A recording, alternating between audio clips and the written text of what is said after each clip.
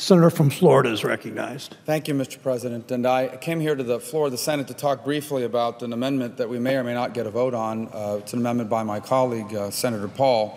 And it really is directly related to the issues that have happened around the world in the last week and a half. We certainly watched in horror as our ambassador, a fantastic and honorable American, along with 3 of his colleagues in the American consulate in Benghazi, was murdered last week. And so I wanted to talk briefly about that because it really is an important moment in our foreign policy in the region. Let me begin by expressing our deep condolences for that loss. All the members and the families of those folks who have died over there, our hearts are with them, our prayers are with them, and we thank them for their brave service to our country and to the cause of freedom. We have the right to be angry. The American people are angry, and rightfully so. You know, for years we've been investing our taxpayer dollars on aid into that region. And yet we turn on the television and we see these protests against us. On the one hand, every single year we send billions of dollars and hundreds of millions of dollars to help people in the region. We help them to stand up and fight for themselves, to get rid of dictators. And then we turn on the television and we see people attacking our embassies and burning images of our president and burning our flag and chanting anti-American slogans. And so the American people are both confused but angry. How can this be happening? But I think it's important for us that while we have the right to be angry, we should still remain smart in our foreign policy. And I want to talk about today is what it means to have a smart foreign policy, a pro-American foreign policy in that region of the world, given these factors that we're facing. Now, the amendment that Senator Paul's asking for a vote on would condition foreign aid of 3 particular countries. And so let me begin my conversations by saying that this is a complicated issue. And not all these countries are the same. Let me contrast 2 of them, for example. Let's talk about Egypt for a moment. Now, of course, the Egyptian people got rid of a dictator. They had an election. It was a very close election that was won by the current president now, Morsi, who comes from the Muslim Brotherhood. But Egypt has a well-organized security apparatus, a well-organized and well-funded security apparatus. Egypt has the capability to conduct counterterrorism in Egypt. Egypt has the capability. They have the people and the resources to protect our embassy in Egypt. They have no excuse for not doing that if they fail to do it, because they are able to do it. What was really troubling to me about Egypt, however, was that the president over there, Morsi, rather than immediately condemn the attack against the United States and the murder of our ambassador, his first reaction was to condemn a YouTube video. That's what we're talking about here, a YouTube video. Anyone can make a YouTube video. Now, there is a belief, by the way, in the Muslim world that because in their countries, if you produce a YouTube video or any movie for that matter, your government had to approve it. They think, well, then in America, your government must have approved it as well.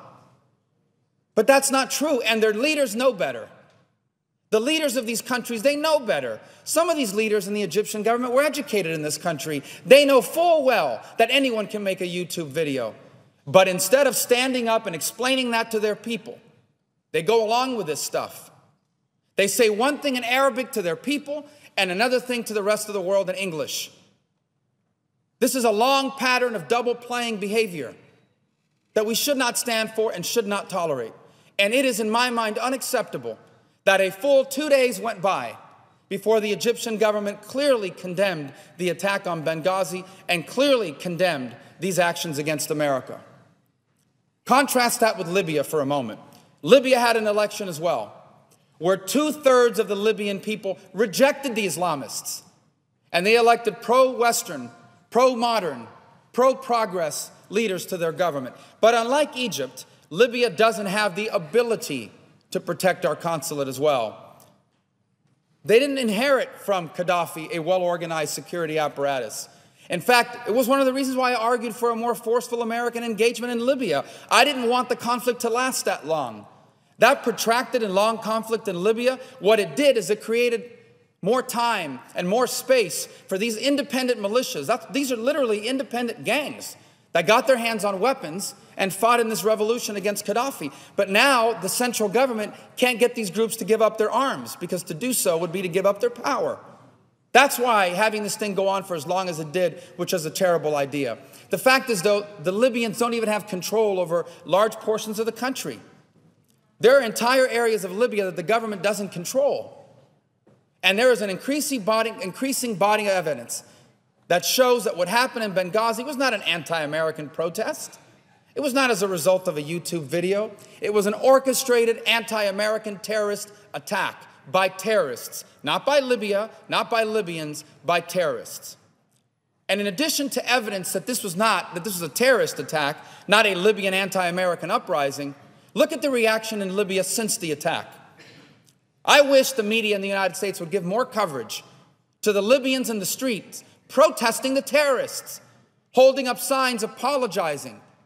Our ambassador in Benghazi was loved by the Libyan people, especially the people of Benghazi, who credited him for saving their lives when Muammar Gaddafi's troops were on the outskirts of the city about to massacre them. I wish more attention were paid to that.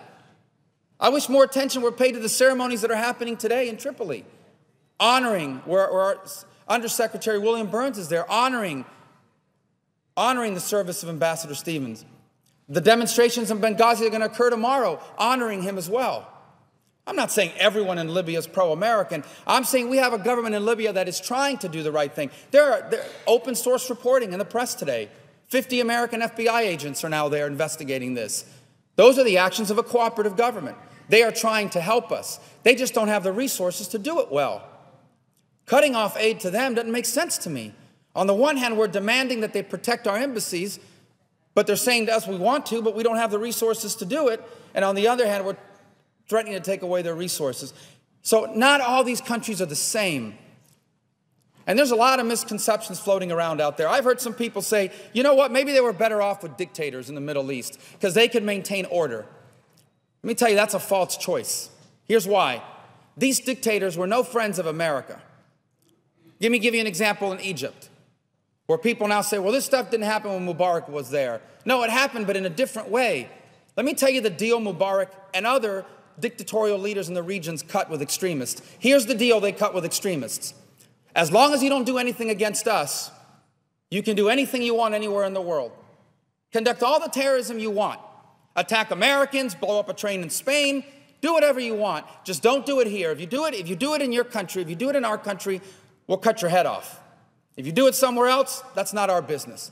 That's the deal these dictators cut with extremists.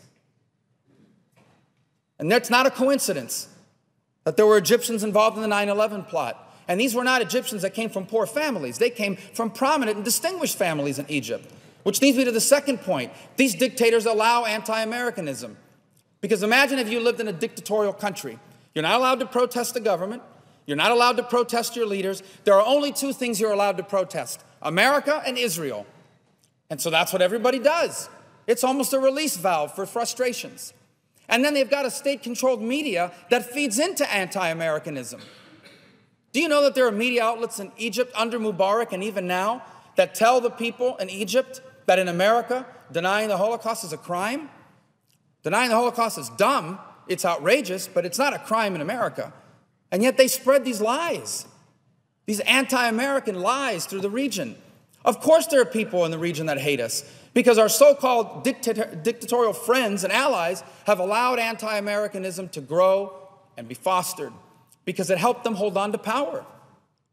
So these dictators were not good for the region and not good for America.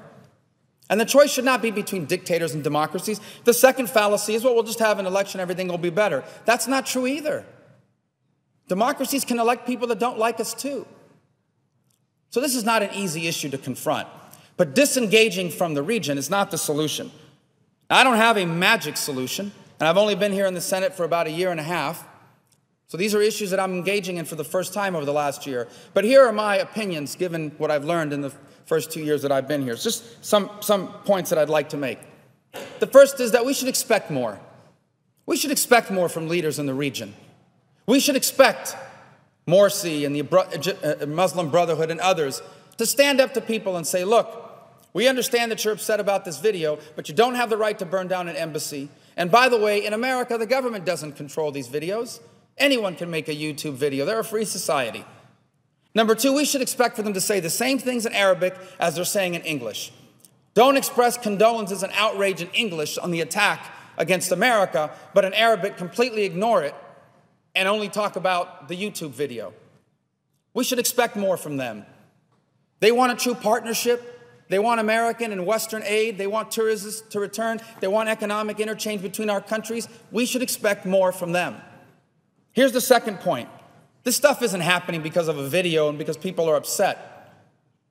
You know what? Let me explain something to you. For radical Islam, our entire culture is offensive. They're not just offended about a YouTube video. They're offended that women serve in the U.S. Senate. They're offended that women drive. They're offended that little girls get to go to school.